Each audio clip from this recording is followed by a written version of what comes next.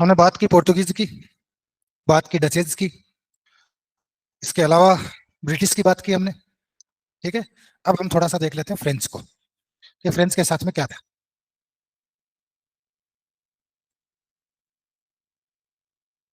को भी ज्यादा डिटेल में नहीं देखेंगे, डिटेल में देखने लायक ब्रिटिश और पोर्तुगीज है। फ्रांस के रूलर का नाम है लुई 14। LOUIS।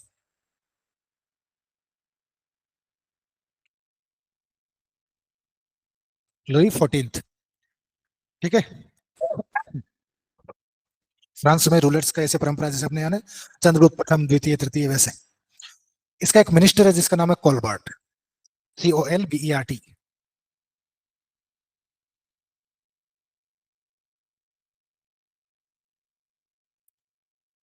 क्लियर है। इस कोलबर्ट के एफर्ट से फ्रेंच ईस्ट इंडिया कंपनी का फाउंडेशन होता है। With his effort foundation of French East India Company. ठीक है। 1667 फ्रांसिस कैरो।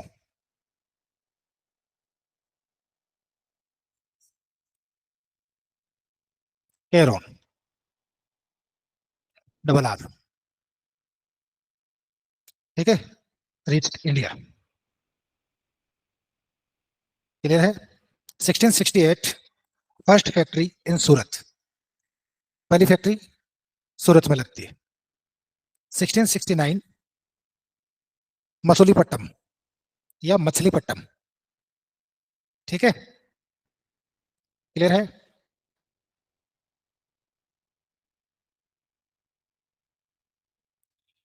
ये दोनों सेंटर है इसके, सूरत और मसूलीपट्टम। इनका जो गवर्नर है उसका नाम है फ्रांसिस मार्टिन। फ्रांसिस मार्टिन को ही the real real founder of French establishment in India. ठीक है। अभी एक याद आया आपको चंद्रनगर, जिसे अंग्रेजों ने जीत लिया था, रॉबर्ट क्लाइव ने। ठीक है। ये भी फ्रेंच सेटलमेंट ही था। तो 1763 established new settlement near Chandranagar.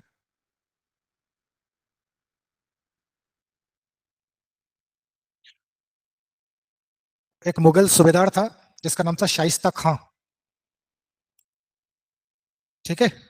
उसके द्वारा उसने यहाँ पे बंगाल में ही चंद्रनगर एक न्यू सेटलमेंट बनाया। क्लियर है। 1672 Saint Thome fort. Saint THOME, Saint Thome fort बनाते हैं ये। 1672। 1674 पांडिचेरी।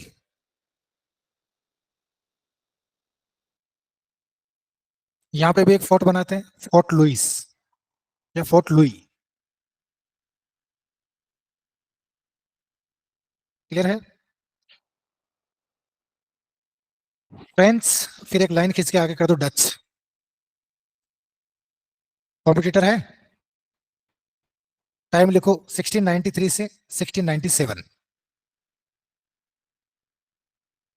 और इसका रिजल्ट निकलता है the treaty of Ryswick. The treaty of Ryswick. Clear है। 1720 से 1742 दो गवर्नर होते हैं, लिनो एंड ड्यूमा। इनका टाइम पीरियड होता है, लिनो एंड ड्यूमा।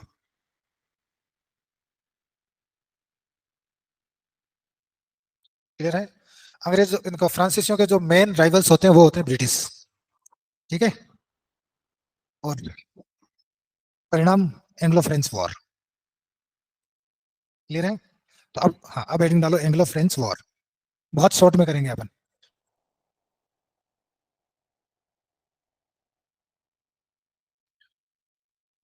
देखो मेन रीजन तो क्या है,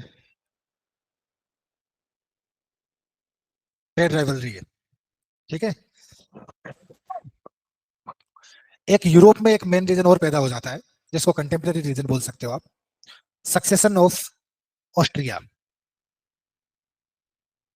उधर यूरोप में अलग भागदौड़ चल रही है, तो वहाँ ऑस्ट्रिया के सक्सेशन को लेके ब्रिटेन और फ्रांस आपस में भिड़ जाते हैं। अगर वो वहां टकराएंगे तो जहां जहां ब्रिटेन और फ्रांस होंगे वहां वहां लड़ेंगे। तो इंडिया में भी थे और इंडिया में भी लड़ाई होगी। क्लियर है? तो एक तो ट्रेड वाला रीजन है, दूसरा क्या है, question of succession of Australia नहीं ऑस्ट्रिया। ठीक है।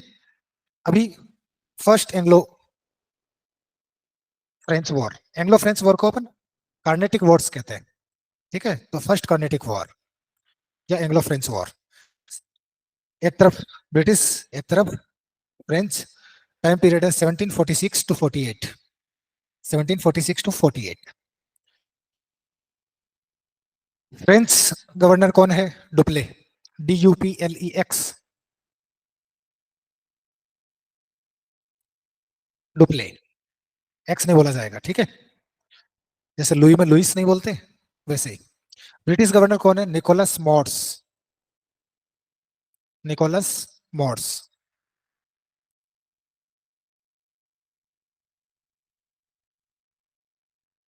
CH, Nicholas Morse. ठीक है भाई।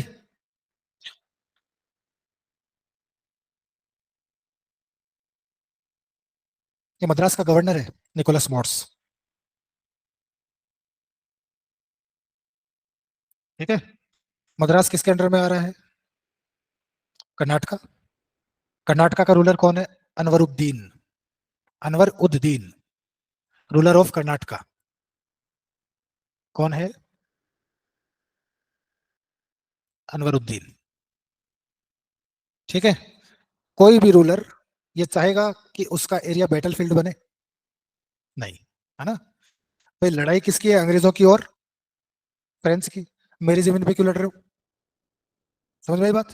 तो 1745 British took over French ships, क्योंकि ऑस्ट्रिया के सक्सेशन का क्वेश्चन है, ट्रेड राइवलरी है, तो दोनों को लड़ना ही है, तय है। तो अब अंग्रेज क्या करते हैं? फ्रेंच के जहाज को नष्ट कर देते हैं, उस पर कब्जा कर लेते हैं। कब? 1745। तो 1745 में क्या इंसिडेंट होता है? British took over French ships. Clear है? तो फ्रेंच चुप रहेंगे क्या? वो भी बड़ी ताकत है। तो फ्रेंच मद्रास को कॉन्कर कर लेते हैं 1746 में। बदले में फ्रेंच क्या करते हैं? मद्रास को जीत लेते हैं। मद्रास को जीतने के लिए मद्रास की वहां लड़ाई करनी पड़ेगी। लड़ाई करने के लिए अनवरुद्दीन की परमिशन चाहिए। वो अनवरुद्दीन से कहते हैं कि देखो, हमारी लड़ाई कोई आपके यहाँ की लड़ाई नहीं है, हमारी तो यूरोप की लड़ाई है, पंगा वहां से चल रहा है, हम इनको कमजोर करना चाहते हैं, इन्होंने हमारा जाजी बेड़ा तोड़ दिया, तो बदले में कार्रवाई तो करनी पड़ेगी। एक काम करते हैं, हम इनसे मद्रास छीन लेते हैं, हम आपको गिफ्ट कर देंगे मद्रास। अनवरुद्दीन ने ये ठीक है यार, कुछ करना ही नहीं पड़ रहा है, ओके गो अहेड, लड़ो। लेकिन मद्रास जीतने के बाद में डुप्ले मद्रास देता नहीं है, मना कर देता है अनुद्दीन को, हमने जीता है, हमने लड़ा है, हम रखेंगे। तो अनुद्दीन राजी हो गए बेकार। तो एक तरफ आप लिखना चाहो लिखना अपने हिसाब से, कि मद्रास था वो प्रॉमिस किया गया था किसको देने के लिए? अनवरुद्दीन को देने के लिए। डुप्ले ने प्रॉमिस किया था लेकिन दिया नहीं। तो अगली लड़ाई अनवरुद्दीन वर्सेस फ्रेंच।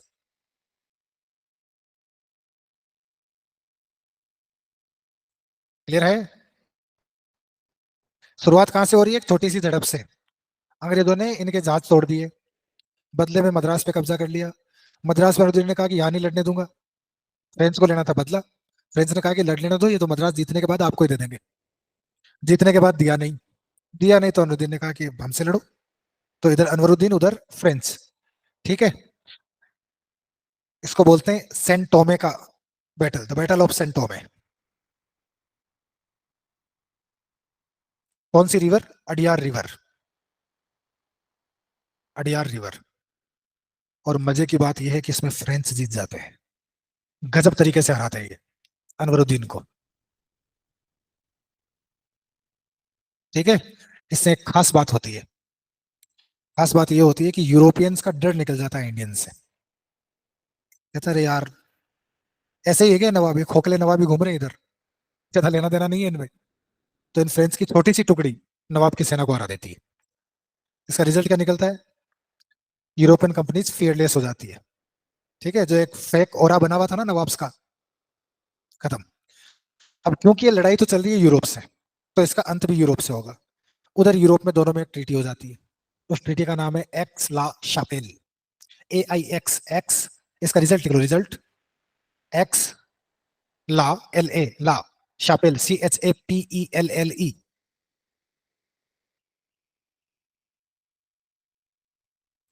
एक्स ला शापेल, ठीक है। और उसमें तय हो जाता है कि भैया जिसने जिसका जो जो जीता है वो वापस कर दो, ठीक है। तुम मरा कौन? अनवरुद्दीन। चीजें बराबर हो गई इनकी तो, ये तो लड़ लुड़ा के सेट हो गए वापस। तो जो मद्रास जीता था वो वापस दे दिया अंग्रेजों को, ठीक है। अंग्रेजों ने कोई यूरोप में कोई जगह जीत रखी थी अमेरिका में, वो उनको वापस लौटा दी, क्योंकि इनके तो जगह जगह थे, ठीक है। तो ये तो मामला बाहर का बाहर ही सेटल हो गया, ये अनवरुद्दीन मारा गया। क्लियर है? तो ये था पहला कार्नेटिक वॉर। किस किस के बीच में हो रहा है? British and French. मारा कौन जा रहा है? अनवरुद्दीन। शुरुआत कहां से हो रही है? यूरोप से। खत्म भी कहां से हो रहा है? बैटल ग्राउंड है। क्लियर है? अंग्रेजों के हाथ से मद्रास निकलता भी है और वापस भी मिल जाता है। सेकंड।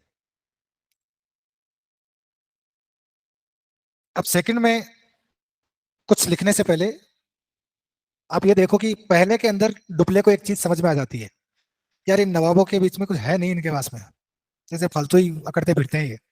अब ये भी आ रहा है इनको, तो क्यों ना राज किया जाए, व्यापार क्यों करें, ठीक है। तो इसने भाप लिया था।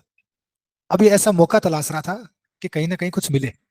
अब क्योंकि अनवरुद्दीन से पंगा हो गया इसका, डुप्ले का, तो अनवरुद्दीन के डुप्ले के राइवलरी हो गई।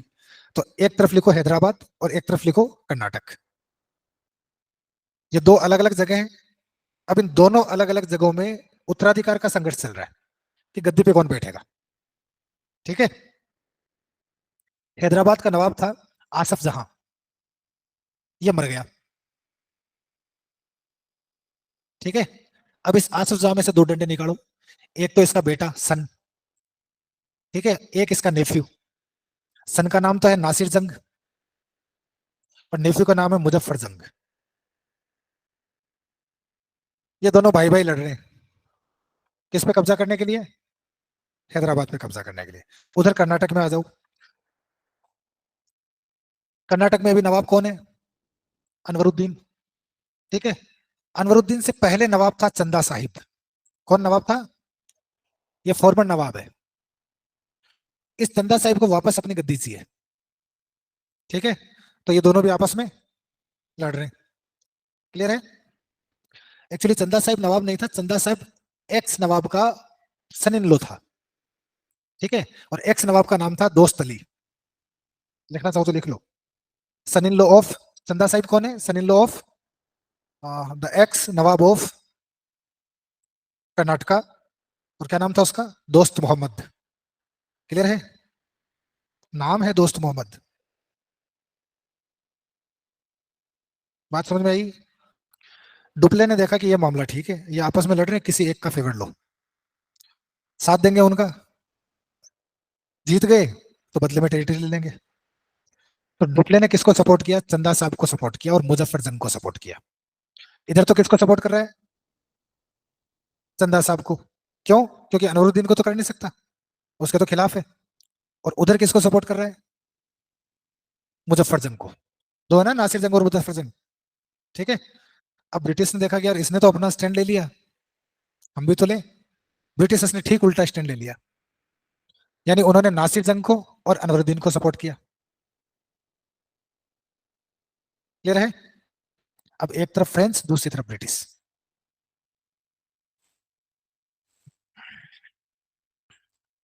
This is called the battle of Amber, 1749। अब बताओ फ्रेंच के साथ में कौन है? प्लस चंदा साहिब एंड मुजफ्फर जंग। उधर ब्रिटिश के साथ में कौन है? नासिर जंग एंड अनवरुद्दीन। क्लियर है? French one the battle. Anwaruddin मर गया, डाइड। और इसका बेटा था मोहम्मद अली, वो भाग गया। अनवरुद्दीन का सन मोहम्मद अली फ्लीड। क्लियर है? तो जंग कौन जीत रहे हैं? फ्रेंच। तो रूलर कौन बनेगा हैदराबाद का? मुजफ्फर जंग। तो मुजफ्फर जंग को ऑनलाइन कर लो, become the ruler, nawab of Hyderabad.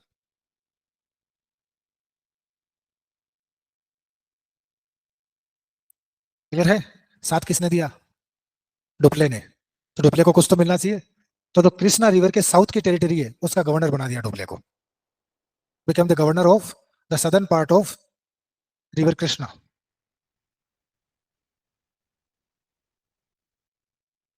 ठीक है? फिर डुप्ले ने बुलाया मुजफ्फर जंग को, बुलाया, कहा कि देखो हमने आपकी मदद की ना, कि अभी स्थिति सुधरी नहीं है, कभी भी अटैक हो सकता है, हमारी एक आर्मी आपके यहाँ रहेगी, अब क्योंकि आपके काम के लिए रह रही है, खर्चा आप उठाओगे। ठीक है? डिप्लॉयमेंट ऑफ फ्रेंच आर्मी इन हैदराबाद। ठीक है? तो ये सब्सिडियरी ट्रीटी हुई नहीं हुई? हुई। थोड़ी टाइम में मुजफ्फर जंग को समझ में आ गया कि डुप्ले कोई सपोर्ट वपोर्ट नहीं कर रहा है, ये तो खेल ही दूसरा चल रहा है। ठीक है?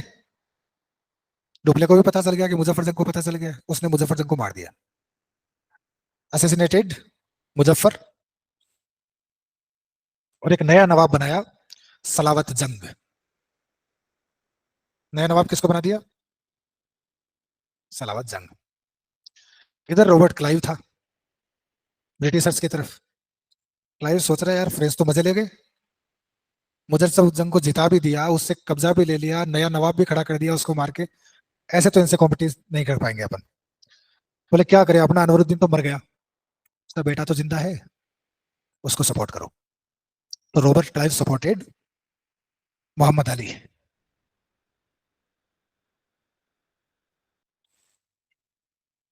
मोहम्मद अली कौन है बताने की जरूरत नहीं है, अनवरुद्दीन का भागा हुआ बेटा।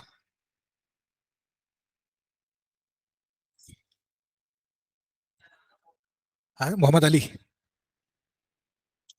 इसका रिजल्ट क्या निकलता है? Treaty of Pondicherry. अच्छा, रॉबर्ट क्लाइव इस मोहम्मद अली की हेल्प से आर्कआउट जीत लेता है। ठीक है? अल्टीमेटली इसकी जो रिजल्ट निकलता है वो निकलता है ट्रीटी ऑफ पौंडीचेरी 1754। क्लियर है? और अंग्रेज मोहम्मद अली को कर्नाटक का नवाब बना देते हैं। तो इसमें डुप्ले जीत के भी हार जाता है? तो डुप्ले को फ्रांस की सरकार वापस बुला लेती है कि आ जाओ, तुमसे नहीं हो पाएगा। ठीक है? यही फ्रांस की किस्मत खराब थी, डुप्ले जैसे जनरल को नहीं बुलाना चाहिए था, क्योंकि क्लाई का मुकाबला करने वाला यही था। बात समझ में आई? Third Anglo French war.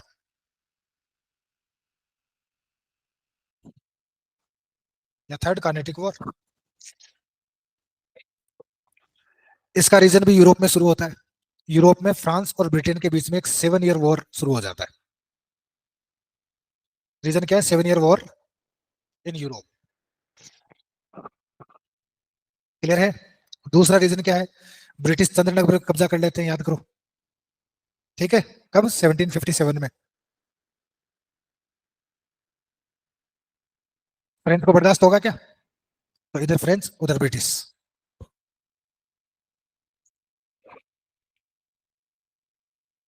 ठीक है? टाइम है 22 जनवरी 1760।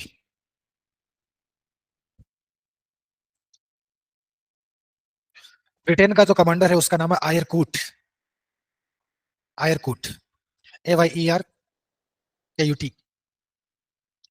इधर फ्रेंच का जो कमांडर उसका नाम है लाली, LALI। ब्रिटिश जीते अल्टीमेटली। पिछली बार की तरह ही यूरोप और फ्रांस के बीच में, इंग्लैंड और फ्रांस के बीच में संधि हो गई। ठीक है? उस संधि का नाम है द पेरिस ट्रीटी ऑफ 1763। और संधि में वही हुआ, लड़ाई लड़ाई माफ करो। क्लियर है? तो अल्टीमेटली ब्रिटिश डोमिनेंस में आ गए। क्लियर है? कितनी इंटरेस्टिंग स्टोरी है? हैं? अब देखो, डेनिस वेनिस का वैसे कोई ज्यादा लेना देना था नहीं। तो अंग्रेजों ने पुर्तगालियों को भी सटा दिया, फ्रेंच को भी सटा दिया, डचों को भी सटा दिया, खुद स्टेब्लिश हो गए, बंगाल को कब्जे में ले लिया। अब आसपास वालों की आंखें खुली, अरे यार ये तो ट्रेड करते करते कुछ और ही करने लग रहे हैं। ठीक है, क्लियर है। तो जिनकी आंखें खुली उनमें से एक आदमी था टीपू सुल्तान। यानी कि इतनी देर तो लड़ाइयां हो रही थी यूरोप वालों के आपस में, अब यूरोप वाले तो गए बाहर, बच गया कौन? इंग्लैंड। अब वो लड़ेगा लोकल रूलर्स से। ठीक है, तो लोकल रूलर्स में पहला एंग्लो मैसूर।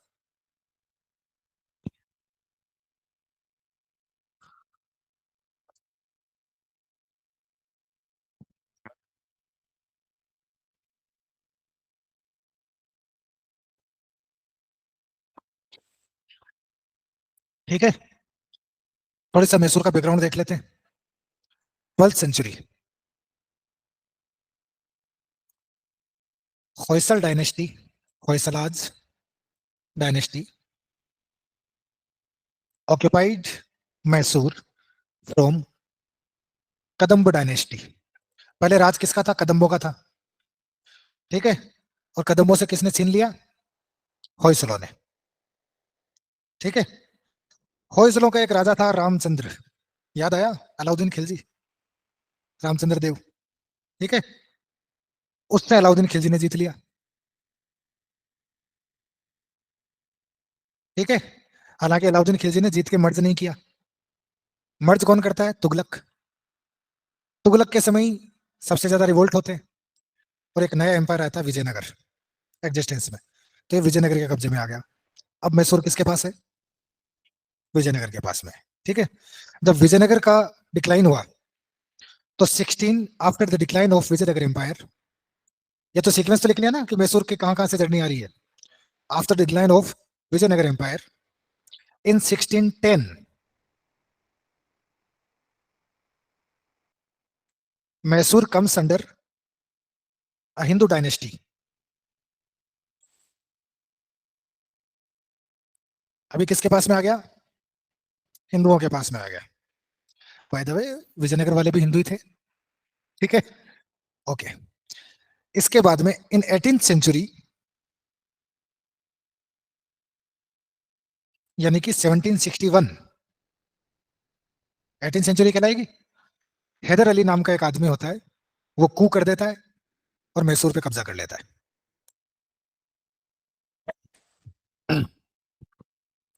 क्लियर है। तो अभी रूलर कौन है? हैदर अली। इसी हैदर अली का बेटा होता है टीपू सुल्तान, जो 1799 तक मैसूर पे रोल करता है। क्लियर है। टीपू सुल्तान को कौन हरा देते हैं? ब्रिटिश। क्लियर है। और ब्रिटिश कभी भी डायरेक्ट गेम नहीं खेलते। टीपू सुल्तान को हराने के बाद में वो जो हिंदू डायनेस्टी आई थी ना, उसी के एक बच्चे को रूलर बना देते हैं कि तुमसे इन्होंने छीना था मुसलमानों ने, हम तुम्हें वापस लौटा रहे हैं, और खुद बन जाते हैं उसके गार्जियन। लेटर ऑन उनको तो पेंशन वेंशन देके भेज देते हैं और खुद कब्जा कर लेते हैं मद्रास पे। ठीक है, और 1947 में मद्रास इंडिया में मर्ज कर लिया जाता है। देश आजाद हो गया, और अब फिलहाल इंडिया में ही है। ठीक है, तो खास तौर से टीपू सुल्तान के, हैदर अली के, अंग्रेजों के बीच में 4 युद्ध होते हैं, जिनको एंग्लो मैसूर वॉर के नाम से जानते हैं। वो चारों इंपॉर्टेंट है। फर्स्ट एंग्लो मैसूर वॉर, कहानी तो समझ में आ गई। एक तरफ हैदर अली, दूसरी तरफ अंग्रेज।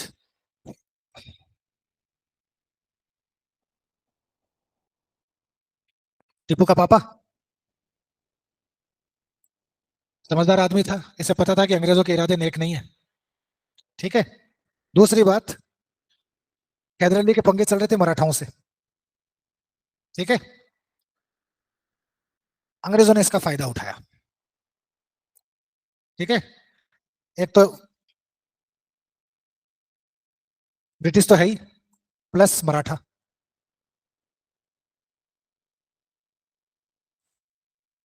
ठीक है, प्लस निजाम। क्लियर है। ये तीनों एक तरफ है, हैदर अली एक तरफ है। लेकिन हैदर अली भी कम नहीं था। निजाम पहले तो लड़ रहा था अंग्रेजों की तरफ से, फिर जब हैदर अली को जीतते हुए देखा तो हैदर अली की सेना में शामिल हो गया। ठीक है। अल्टीमेटली इस समय जो गवर्नर जनरल था ईस्ट इंडिया कंपनी का, उसका नाम था लॉर्ड वेरेलेस्ट। ये और लिख लो। ब्रिटिश में गवर्नर जनरल कौन है? वेरेलेस्ट। ठीक है ना। हैदर अली बहुत बुरी तरीके से हराता है 1764 में। ठीक है। ही ऑक्यूपाइड बॉम्बे, हैदर अली।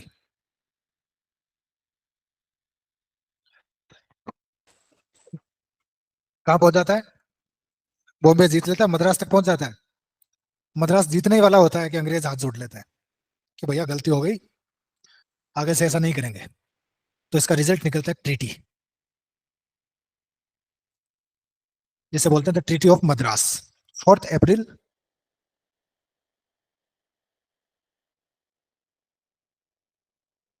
1769। ठीक है। अंग्रेज कसम खा लेते हैं कि मम्मा कसम अब नहीं करेंगे। ठीक है। लेकिन आज तक अंग्रेजों ने अपनी कसमें मानी है? नहीं मानी है। तो रिजल्ट क्या होगा? फिर से सेकेंड एंग्लो मैसूर वॉर। एक तरफ ब्रिटिश, दूसरी तरफ हैदर अली।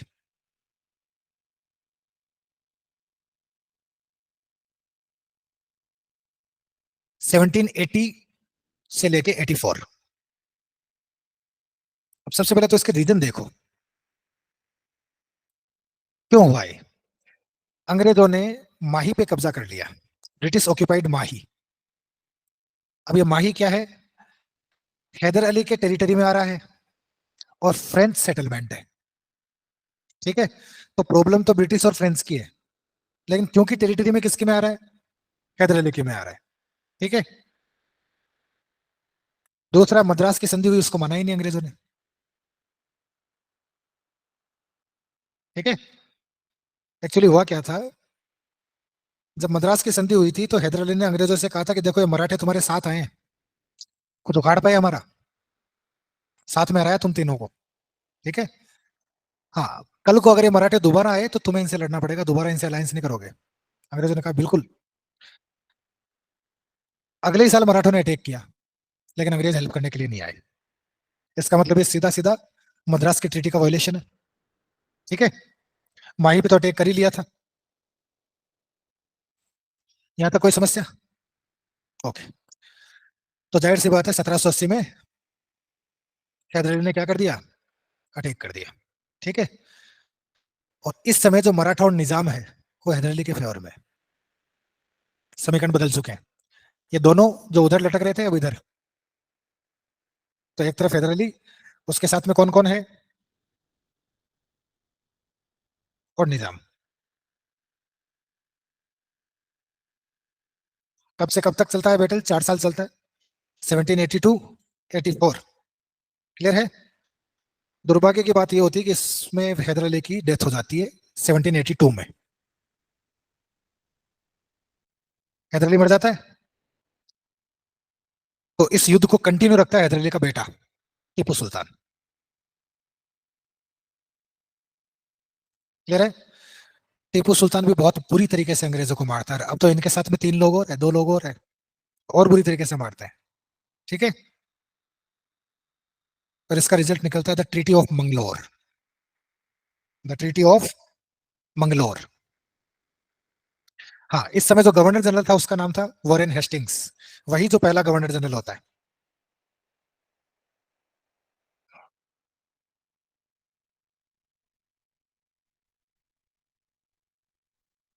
कोई समस्या? मंगलोर की जो संधि होती है वो बहुत ह्यूमिलिएटिंग संधि होती है ना। टीपू सुल्तान बहुत इंसल्ट करता है इनकी, अंग्रेजों की। लेकिन पहली ट्रीटी को माना था तो दूसरी ट्रीटी को मानेंगे, तो फिर तीसरा युद्ध होगा। एक तरफ टीपू सुल्तान, दूसरी तरफ ब्रिटिश।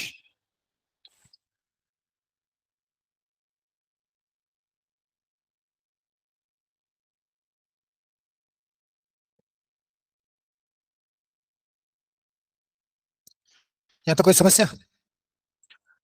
हैदराबाद, ओ सॉरी, जो हैदराबाद का जो निजाम है वो और मराठा इस बार अंग्रेजों के साथ में है। बढ़िया गेम खेल रहे हैं, कभी इसके साथ कभी उसके साथ। ठीक है ना? इसका रिजल्ट टीपू हारता है।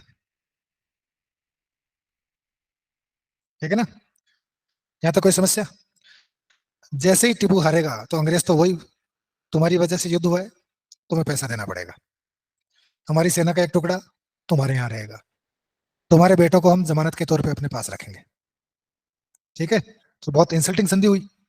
3 करोड़ का हर्जाना लगा दिया टीपू सुल्तान पे, जो टीपू सुल्तान कभी चुका ही नहीं सकता। ठीक है? War indemnity of 3 CR। और ये स्पष्ट है कि ये टीपू सुल्तान कोई हाल में नहीं चुका सकता, क्योंकि इतनी इनकम ही नहीं है उसकी स्टेट की, कहां से चुकाएगा? और अब टीपू सुल्तान की हालत भी खराब हो चुकी है, बचा कुचा भी नहीं है, नाम नाम का टीपू सुल्तान बचा है। तो अंग्रेजों ने कहा नाम भी क्यों रखे?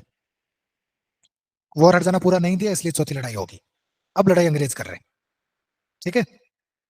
थर्ड वाले का गवर्नर जनरल का नाम लिखा क्या आपने? कौन था? थर्ड वाले का लॉर्ड कॉर्नवालिस। और अब कौन सी लड़ाई हो रही है?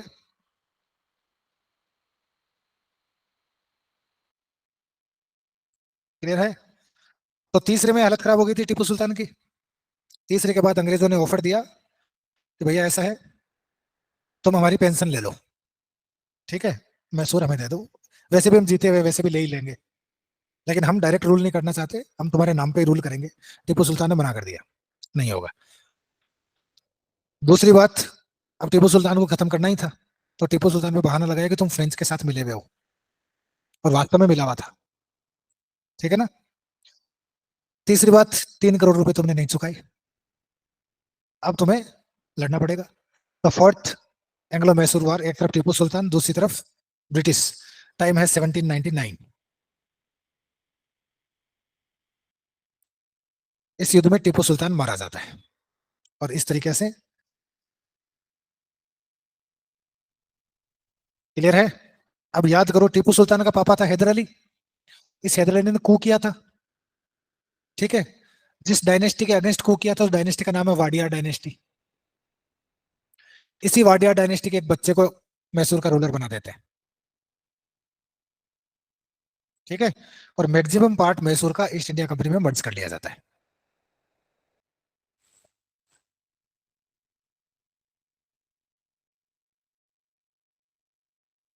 टीपू सुल्तान के बारे में 2-3 बातें लिख लो।